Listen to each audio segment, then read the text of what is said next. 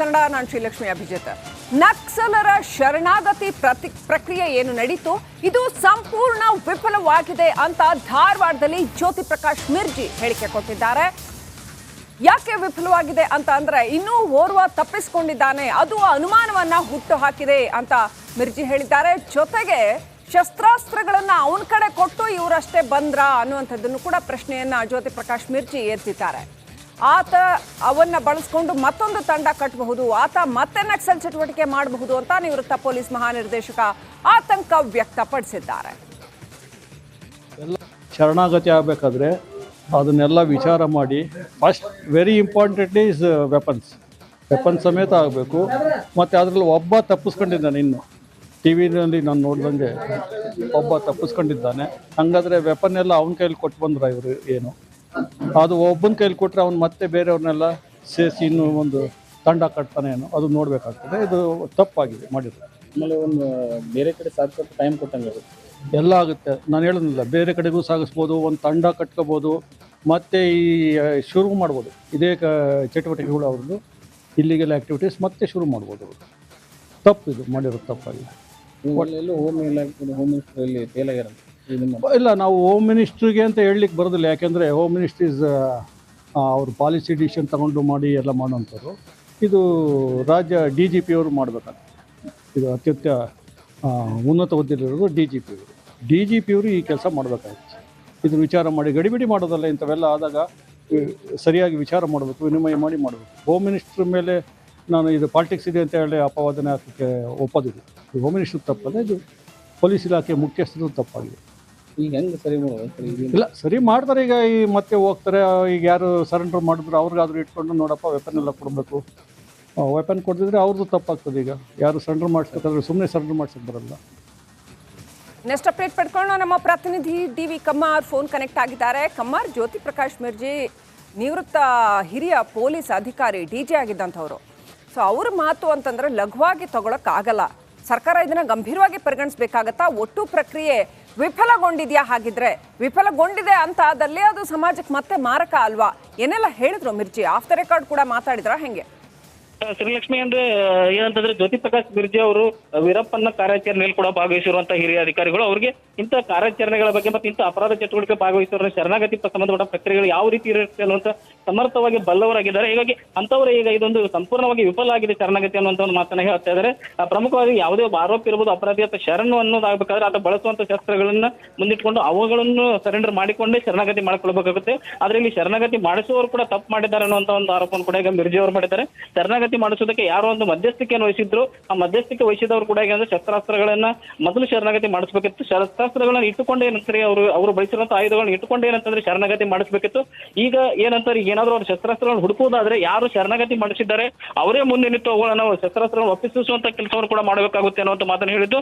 ಪ್ರಮುಖವಾಗಿ ಏನಂತಂದ್ರೆ ಈಗ ಅದರಲ್ಲಿ ಒಬ್ಬ ತಪ್ಪಿಸಿಕೊಂಡ ಅನ್ನುವಂತ ಒಂದು ಮಾಹಿತಿ ಕೂಡ ಇದೆ. ಆತನ ಕೈಗೆ ಶಸ್ತ್ರಾಸ್ತ್ರಗಳು ಸಿಕ್ಕರೆ ಅವುಗಳನ್ನು ಪಡೆದುಕೊಂಡು ಅಥವಾ ಮತ್ತೊಂದು ತಂಡವನ್ನೇ ಕಟ್ಟಬಹುದು, ಮತ್ತೊಂದು ಅನಾಹುತಕ್ಕೂ ಇದು ಕಾರಣ ಆಗಬಹುದು. ಹೀಗಾಗಿ ಸಂಪೂರ್ಣವಾಗಿ ವಿಫಲವಾಗಿದೆ. ಗಡಿಬಿಡಿಯಲ್ಲಿ ಒಂದು ಶರಣಾಗತಿ ಪ್ರಕ್ರಿಯೆಯನ್ನು ಮಾಡಿದರೆ ಇಷ್ಟೊಂದು ಗಡಿಬಿಡಿ ಮಾಡಬಾರದಾಗಿತ್ತು.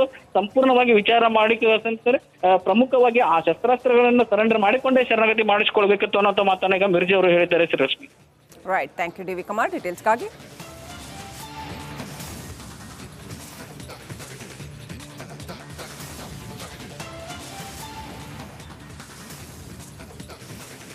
ಜ್ಯೋತಿ ಪ್ರಕಾಶ್ ಮಿರ್ಜಿ ಬಹಳ ಇಂಪಾರ್ಟೆಂಟ್ ಆದ ಮಾತುಗಳನ್ನು ಹೇಳಿದ್ದಾರೆ. ನಕ್ಸಲ್ ಶರಣಾಗತಿ ಪ್ರಕ್ರಿಯೆ ವಿಫಲವಾಗಿದೆ ಅನ್ನುವಂಥದ್ದನ್ನ ಹೇಳಿದ್ದಾರೆ. ಅಂದ್ರೆ ಅವರಿಂದ ಶಸ್ತ್ರಾಸ್ತ್ರಗಳನ್ನ ಆಕ್ಚುಲಿ ಸರೆಂಡರೆನ್ಸ್ ಅಂತಂದ್ರೆ ಅವ್ರು ಫಸ್ಟ್ ತರಬೇಕಾಗಿರೋದೇ ಶಸ್ತ್ರಾಸ್ತ್ರವನ್ನ ತಂದು ಒಪ್ಪಿಸಿ ಸರೆಂಡರ್, ಅದು ಸಂಕೇತ. ಆಕ್ಚುಲಿ ಅದನ್ನ ಮಾಡಬೇಕಾಗಿತ್ತು, ಮಾಡಲಿಲ್ಲ. ಅದನ್ನ ಪಾಯಿಂಟ್ ಔಟ್ ಮಾಡಿದ್ದಾರೆ ಹಿರಿಯ ಅಧಿಕಾರಿ, ನಿವೃತ್ತ ಅಧಿಕಾರಿ ಜ್ಯೋತಿ ಪ್ರಕಾಶ್ ಮಿರ್ಜಿ. ನೆಕ್ಸ್ಟ್ ಅಪ್ಡೇಟ್ ಪಡ್ಕೊಳ್ಳೋಣ. ಕಮಿಷನರ್ ಆಫೀಸಿಂದ ನಾಗರಾಜ್ ಫೋನ್ ಕನೆಕ್ಟ್ ಆಗಿದ್ದಾರೆ. ಓಕೆ ನಾಗರಾಜ್, ಜ್ಯೋತಿ ಪ್ರಕಾಶ್ ಮಿರ್ಜಿ ಈ ಮಾತನ್ನು ಹೇಳ್ತಾರೆ ಅಂತಂದರೆ ಅದು it carries lot of weightage. ಹಾಗಾದರೆ ಇಡೀ ಪ್ರಕ್ರಿಯೆ ವಿಫಲಗೊಂಡಿದೆಯಾ? ಮತ್ತೆ ನಕ್ಸಲ್ ಚಟುವಟಿಕೆ ಏನಾದರೂ ಜಾಸ್ತಿ ಆಗುತ್ತಾ? ಈಗ ಆಗಿರ್ತಕ್ಕಂಥ ಶರಣಾಗತಿಯ ಪ್ರಕ್ರಿಯೆನಲ್ಲಿ ಸರಿಯಾದ ಪ್ರೊಸೀಜರ್ ಫಾಲೋ ಮಾಡಿದಾರಾ ಇಲ್ವಾ?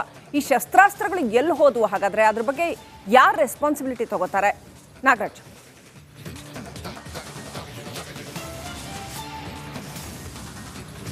ಶ್ರೀಲಕ್ಷ್ಮಿ, ಏನು ಈ 6 ಜನ ನಕ್ಸಲರು ಶರಣಾಗಿದ್ದಾರೆ, ಇದರಲ್ಲಿ ಸರ್ಕಾರ ಸರಿಯಾಗಿ ಒಂದು ರೂಲ್ಸನ್ನು ಫಾಲೋ ಮಾಡಿಲ್ಲ. ಈ ಹಿಂದೆ ಇದ್ದ ಏನು ಶಸ್ತ್ರಾಸ್ತ್ರಗಳು ಅವರ ಬಳಿ ಇದ್ದಂಥ ಶಸ್ತ್ರಾಸ್ತ್ರಗಳನ್ನು ಅವರು ಸರೆಂಡರ್ ಮಾಡಿಲ್ಲ ಅನ್ನೋ ಆರೋಪಗಳು ಈಗ ಸಾಮಾಜಿಕ ವಲಯದಲ್ಲಿ ಮತ್ತು ಸಾಕಷ್ಟು ನಾಯಕರುಗಳು ಈ ಬಗ್ಗೆ ಪ್ರಶ್ನೆಯನ್ನು ಮಾಡ್ತಾ ಇರ್ತಕ್ಕಂಥದ್ದು. ಆದರೆ ಏನು ನಮ್ಮ ಹೊಸ ನಕ್ಸಲ್ ನೀತಿ ಇದೆ ಅದರಲ್ಲಿ ಭಾಳ ಸ್ಪಷ್ಟವಾಗಿ ಉಲ್ಲೇಖ ಮಾಡಿದ್ದಾರೆ.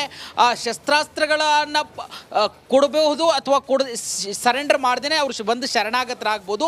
ಆದರೆ ಅದರಲ್ಲಿ ಭಾಳ ಸ್ಪಷ್ಟವಾಗಿ ಹೇಳ್ತಾರೆ, ಏನು ಈ ಒಂದು ನಕ್ಸಲರು ಶರಣಾದ ನಂತರ ಅವ್ರಿಗೆ ಎಲ್ಲಿಂದ ಒಂದು ಈ ವೆಪನ್ಸ್ ಬರ್ತಾ ಇದ್ವು, ಜೊತೆಗೆ ಅವ್ರಿಗೆ ಯಾವೆಲ್ಲ ಸಂಘಟನೆಗಳ ಜೊತೆ ಅವರು ಕೆಲಸ ಮಾಡ್ತಾ ಇದ್ರು, ಈ ಪ್ರತಿಯೊಂದು ಮಾಹಿತಿಯನ್ನು ಅವರಿಂದ ಹೇಳಿಕೆಯನ್ನು ದಾಖಲಿಸುವಂಥ ಏನು ಜಿಲ್ಲಾ ಶರಣಾಗತಿ ಸಮಿತಿ ಇದೆ ಅದರ ಮುಂದೆ ದಾಖಲಿಸಬೇಕು. ನಂತರ ಈ ಪ್ರಕರಣಗಳ ವೆರಿಫಿಕೇಶನ್ ನಡೆಯುವಂಥ ಸಂದರ್ಭದಲ್ಲಿ ಇವ್ರು ಕೊಟ್ಟಿರ್ತಕ್ಕಂಥ ಶರಣಾಗತಿ ಸಂದರ್ಭದಲ್ಲಿ ಕೊಟ್ಟಿರ್ತಕ್ಕಂಥ ಹೇಳಿಕೆಗಳನ್ನು ತನಿಖಾ ಸಂಸ್ಥೆಗಳು ವೆರಿಫೈ ಮಾಡ್ತವೆ. ಈಗ ಒಂದು ವೇಳೆ ಇವರು ಇಲ್ಲಿ ಹೇಳಿಕೆಯನ್ನು ನನ್ನ ಹತ್ರ ವೆಪನ್ಸ್ ಇಲ್ಲ, ನಾನು ವೆಪನ್ಸ್ ಬಳಸಿಲ್ಲ ಅಂತಂತೇಳಿ ಹೇಳಿಕೆಯನ್ನು ಕೊಟ್ಟಿದ್ದು, ಆಗ ಏನು ತನಿಖಾ ಸಂಸ್ಥೆಗಳ ಬಳಿ ಇವರ ಬಳಿ ವೆಪನ್ಸ್ ಇದ್ದಿದ್ದಕ್ಕೆ ದಾಖಲಾತಿಗಳು ಸಿಕ್ಕಿದ್ದೇ ಆದರೆ ಇವರ ಶರಣಾಗತಿಯನ್ನು ರದ್ದು ಮಾಡಬಹುದಾದಂಥ ಅವಕಾಶ ಸರ್ಕಾರಕ್ಕೆ ಇರುತ್ತೆ ಮತ್ತು ಈ ಒಂದು ಶರಣಾಗತಿಯನ್ನು ರದ್ದು ಮಾಡುವಂಥ ಅಧಿಕಾರ ಸರ್ಕಾರಕ್ಕಿರುತ್ತೆ. ಹೀಗಾಗಿ ಏನೀಗ ಅವರು ವೆಪನ್ಸ್ ಕೊಟ್ಟಿದ್ದಾರಾ ಇಲ್ವಾ ಅನ್ನೋದ್ರ ಬಗ್ಗೆ ಸಾಕಷ್ಟು ಚರ್ಚೆಗಳಾಗ್ತಾ ಇದ್ದಾವೆ.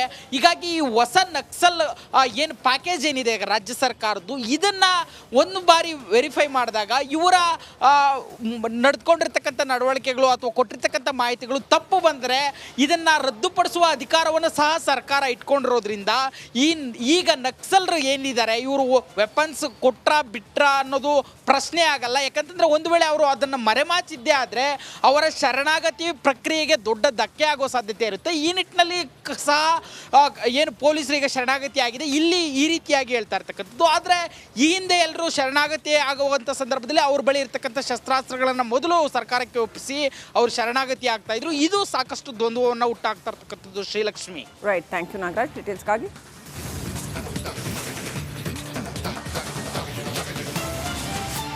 ಕನ್ನಡ, ನಾನು ಶ್ರೀಲಕ್ಷ್ಮಿ ಅಭಿಜಿತ್. ನಕ್ಸಲರ ಶರಣಾಗತಿ ಪ್ರಕ್ರಿಯೆ ಏನು ನಡೀತು ಇದು ಸಂಪೂರ್ಣ ವಿಫಲವಾಗಿದೆ ಅಂತ ಧಾರವಾಡದಲ್ಲಿ ಜ್ಯೋತಿ ಪ್ರಕಾಶ್ ಮಿರ್ಜಿ ಹೇಳಿಕೆ ಕೊಟ್ಟಿದ್ದಾರೆ.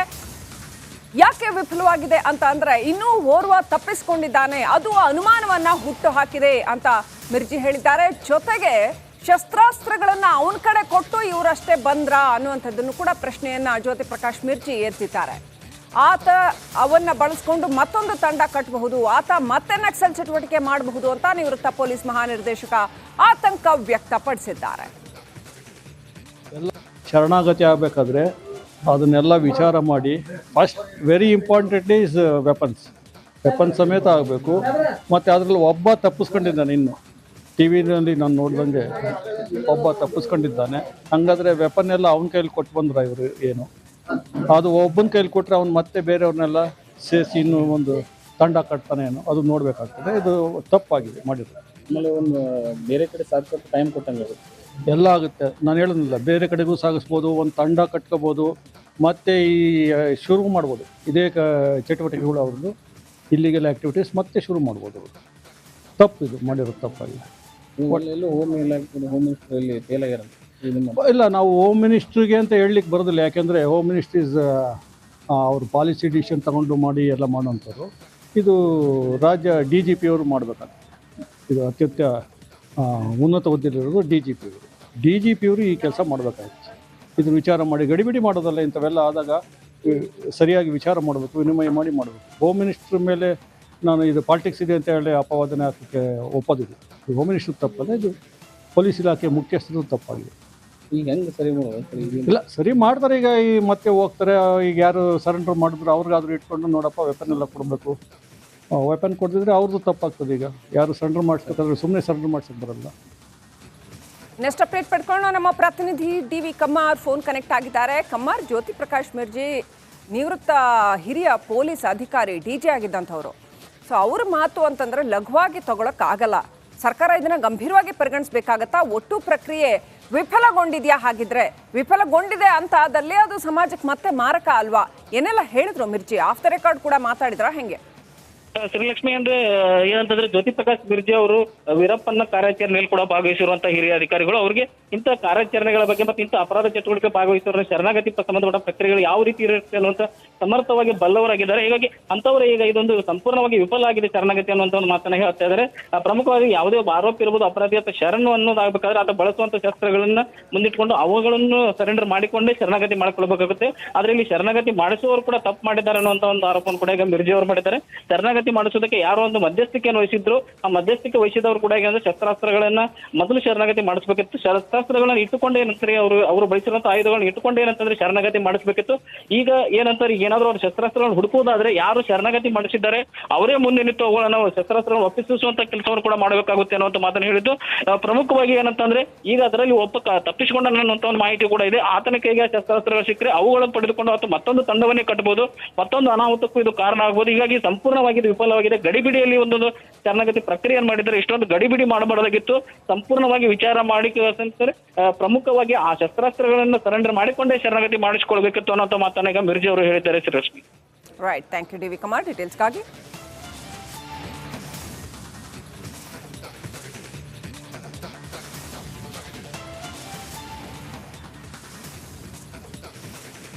ಜ್ಯೋತಿ ಪ್ರಕಾಶ್ ಮಿರ್ಜಿ ಬಹಳ ಇಂಪಾರ್ಟೆಂಟ್ ಆದ ಮಾತುಗಳನ್ನು ಹೇಳಿದ್ದಾರೆ. ನಕ್ಸಲ್ ಶರಣಾಗತಿ ಪ್ರಕ್ರಿಯೆ ವಿಫಲವಾಗಿದೆ ಅನ್ನುವಂಥದ್ದನ್ನ ಹೇಳಿದ್ದಾರೆ. ಅಂದ್ರೆ ಅವರಿಂದ ಶಸ್ತ್ರಾಸ್ತ್ರಗಳನ್ನ ಆಕ್ಚುಲಿ ಸರೆಂಡರೆನ್ಸ್ ಅಂತಂದ್ರೆ ಅವ್ರು ಫಸ್ಟ್ ತರಬೇಕಾಗಿರೋದೇ ಶಸ್ತ್ರಾಸ್ತ್ರವನ್ನ ತಂದು ಒಪ್ಪಿಸಿ ಸರೆಂಡರ್, ಅದು ಸಂಕೇತ. ಆಕ್ಚುಲಿ ಅದನ್ನ ಮಾಡಬೇಕಾಗಿತ್ತು, ಮಾಡಲಿಲ್ಲ. ಅದನ್ನ ಪಾಯಿಂಟ್ ಔಟ್ ಮಾಡಿದ್ದಾರೆ ಹಿರಿಯ ಅಧಿಕಾರಿ, ನಿವೃತ್ತ ಅಧಿಕಾರಿ ಜ್ಯೋತಿ ಪ್ರಕಾಶ್ ಮಿರ್ಜಿ. ಇನ್ನಷ್ಟು ಅಪ್ಡೇಟ್ ಪಡ್ಕೊಳ್ಳೋಣ. ಕಮಿಷನರ್ ಆಫೀಸಿಂದ ನಾಗರಾಜ್ ಫೋನ್ ಕನೆಕ್ಟ್ ಆಗಿದ್ದಾರೆ. ಓಕೆ ನಾಗರಾಜ್, ಜ್ಯೋತಿ ಪ್ರಕಾಶ್ ಮಿರ್ಜಿ ಈ ಮಾತನ್ನು ಹೇಳ್ತಾರೆ ಅಂತಂದರೆ ಅದು it carries lot of weightage. ಹಾಗಾದರೆ ಇಡೀ ಪ್ರಕ್ರಿಯೆ ವಿಫಲಗೊಂಡಿದೆಯಾ? ಮತ್ತೆ ನಕ್ಸಲ್ ಚಟುವಟಿಕೆ ಏನಾದರೂ ಜಾಸ್ತಿ ಆಗುತ್ತಾ? ಈಗ ಆಗಿರ್ತಕ್ಕಂಥ ಶರಣಾಗತಿಯ ಪ್ರಕ್ರಿಯೆನಲ್ಲಿ ಸರಿಯಾದ ಪ್ರೊಸೀಜರ್ ಫಾಲೋ ಮಾಡಿದಾರಾ ಇಲ್ವಾ? ಈ ಶಸ್ತ್ರಾಸ್ತ್ರಗಳು ಎಲ್ಲಿ ಹೋದವು? ಹಾಗಾದರೆ ಅದ್ರ ಬಗ್ಗೆ ಯಾರು ರೆಸ್ಪಾನ್ಸಿಬಿಲಿಟಿ ತಗೋತಾರೆ? ನಾಗರಾಜ್.